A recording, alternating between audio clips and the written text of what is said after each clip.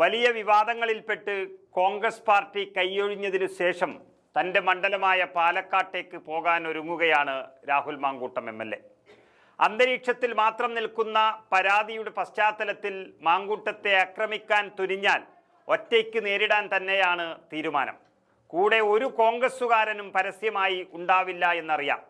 സംരക്ഷണം ആവശ്യപ്പെട്ടാൽ പൂർണ്ണമായും അത് സർക്കാരിൻ്റെ ബാധ്യതയായി മാറും. അതാണിനി സർക്കാരിൻ്റെ തലവേദന. എം.എൽ.എക്ക് സംരക്ഷണം നൽകുന്നതിൽ സർക്കാർ എങ്ങാനും പരാജയപ്പെട്ടാൽ കയ്യും കെട്ടി നോക്കി നിൽക്കില്ല ഒരു പാർട്ടിയും.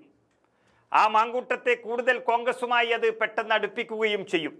മാങ്കൂട്ടം എം.എൽ.എ പാലക്കാട്ടേക്ക് വന്നാൽ തിരിച്ചു പോകില്ല എന്നൊക്കെ ഇപ്പോൾ വീരവാദം മുഴക്കുന്ന CPM-ന് ഇനി അദ്ദേഹത്തെ രക്ഷിക്കേണ്ട ബാധ്യതയായി മാറുകയാണ്. എം.എൽ.എയെ ആക്രമിക്കാൻ വരുന്നവർക്ക് നേരെ നടപടിയെടുത്ത് അദ്ദേഹത്തെ രക്ഷിക്കേണ്ടത് പിണറായി പോലീസിൻ്റെ ചുമതലയായി മാറിക്കൊണ്ടിരിക്കുന്നു. ഏതാനും ദിവസത്തിനകം തന്നെ ചങ്കൂറ്റത്തോടെ മാങ്കൂട്ടം എം.എൽ.എ പാലക്കാട്ടേക്ക് പോകുമെന്നും അതിനായി സർക്കാരിൻ്റെ സംരക്ഷണം ആവശ്യപ്പെടുമെന്നാണ് അറിയുന്നത്. ഏതായാലും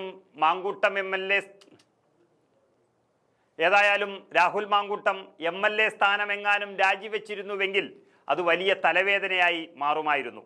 കാരണം മാങ്കൂട്ടത്തിൻ്റെ പീഡനക്കേസിൽ പരാതികളെല്ലാം ഇപ്പോൾ നനഞ്ഞ പടക്കമായി മാറുകയാണ്. എല്ലാം കെട്ടുകഥകളാണെന്ന് തെളിഞ്ഞു വന്നുകൊണ്ടിരിക്കുന്നു. ഗർഭമുണ്ടെന്ന് പറഞ്ഞ ആ വ്യക്തിക്ക് ഗർഭമില്ല എന്ന് മാത്രമല്ല, അങ്ങനെയൊരു ആളെയില്ല എന്നുള്ള രീതിയിലേക്ക് കാര്യങ്ങൾ മാറുന്നു. കാരണം ഇതുവരെ ഒരു പരാതിയും നിയമത്തിനും പോലീസിനും മുന്നിൽ എത്തിയിട്ടില്ല. ഇനിയിപ്പോൾ വേണ്ടത് അത് പുറത്തുവിട്ട റിപ്പോർട്ടർ ചാനലിനെതിരെ നടപടിയെടുക്കാനുള്ള നീക്കമാണ് നടത്തേണ്ടത്. പിണറായി വിജയന്റെ ശത്രുവായതുകൊണ്ട് മാത്രം ഒരു നേതാവിനെ ഇങ്ങനെ തകർക്കാൻ ഇത്രയും നീചമായൊരു ഫോൺ സംഭാഷണങ്ങൾ പുറത്തുവിട്ട മാമപ്പണിയെടുക്കുന്ന ചാനലിനെ സമൂഹത്തിന് മുന്നിൽ തുറന്നു കാട്ടിയില്ല എങ്കിൽ അതും വലിയ അപകടമെന്ന് കേരളം തന്നെ പറഞ്ഞു തുടങ്ങിയിരിക്കുന്നു. മാങ്കൂട്ടത്തിലിൻ്റെ മേലിൽ ചാർത്തിവെച്ച ഗർഭം അലസിയ സ്ഥിതിക്ക് പലരുടെയും ആഗ്രഹങ്ങളാണ് അതിനൊപ്പം തകർന്നു വീണത്. അതുപോലെ തന്നെയാണ് പാലക്കാട്ടെ BJP നേതാവായ ട്രാൻസ്ജെൻഡറിൻ്റെയും സ്ഥിതി. മാങ്കൂട്ടത്തെ കുടുക്കാൻ ചിലരുമായി ചേർന്ന് നടത്തിയ ആസൂത്രണം കൂടെയുള്ളവർ തന്നെ പുറത്തുവിട്ടിരിക്കുന്നു. രാഹുലിനെതിരെ ട്രാൻസ്ജെൻഡർ യുവതി അവന്തിക ഉന്നയിച്ച ആരോപണങ്ങൾ അത് പൂർണ്ണമായും രാഷ്ട്രീയ പ്രേരിതമെന്ന് അവരുടെ സുഹൃത്ത് അന്ന രാജു വെളിപ്പെടുത്തിയിരിക്കുകയാണ്. അതോടെ അതിൻ്റെ കാര്യവും കട്ടപ്പുകയായി.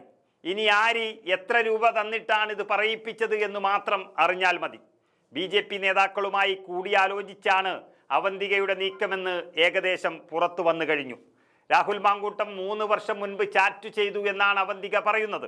അന്ന് അദ്ദേഹം MLA അല്ല. സംഭവം നടക്കുന്ന കാലയളവിൽ താനും അവന്തികയും ഒരുമിച്ച് ഒരു വീട്ടിലാണ് താമസിച്ചിരുന്നത് എന്നും രാഹുൽ മാങ്കൂട്ടം വിളിക്കുമ്പോഴും മെസ്സേജ് അയക്കുമ്പോഴും താൻ അവന്തികയ്ക്കൊപ്പം ഉണ്ടായിരുന്നുവെന്നും അന്ന രാജു വെളിപ്പെടുത്തിയിരിക്കുന്നു. ഇനി മറ്റൊരു പരാതിക്കാരിയുടെ കഥ പറയേണ്ടതില്ല. പറവൂരിലെ CPM നേതാവിൻ്റെ മകൾ. അവൾക്കാണെങ്കിൽ പരാതിയൊന്നുമില്ല, രാഹുൽ മാങ്കൂട്ടത്തെ ഒന്ന് നേരാക്കണമെന്നേ ഉള്ളൂ. ഇങ്ങനെയാണ് മാങ്കൂട്ടം MLAക്കെതിരെയുള്ള പരാതികളുടെ എല്ലാം കിടപ്പ്.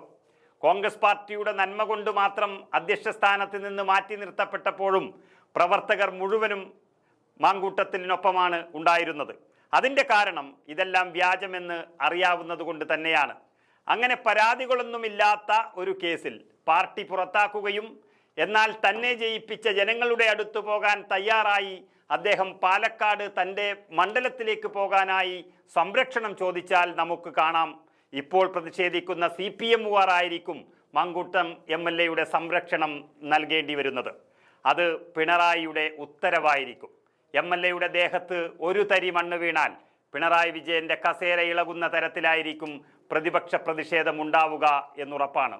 ഇതെല്ലാം കണ്ടുകൊണ്ട് തന്നെയാണ് കോൺഗ്രസിന്റെ നീക്കം എന്ന് പറയേണ്ടി വരും.